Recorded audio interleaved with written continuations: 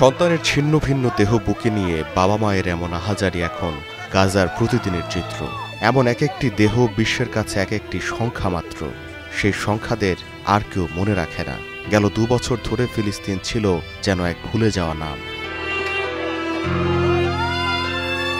আর বর্তমানের চিত্রটা এমন, পুরো পৃথিবীর দিকে যেন থালা হাতে দাঁড়িয়ে গাজার হাড্ডিসার অভুক্ত শিশুরা। জাতিসংঘের ৮০তম সাধারণ অধিবেশনে এই ভূখণ্ডের এমন করুণ চিত্র নিয়েই হাজির হলেন তুরস্কের প্রেসিডেন্ট রিসেপ তাইয়েপ এরদোয়ান।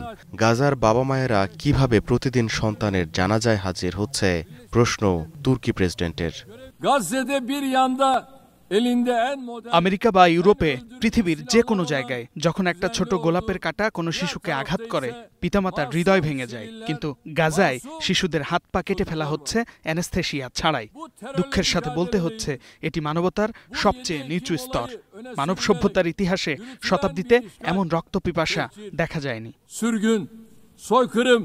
গাজায় কোনো যুদ্ধ নয়, গণহত্যা চলছে, সাফ জানিয়ে দিলেন এরদোয়ান।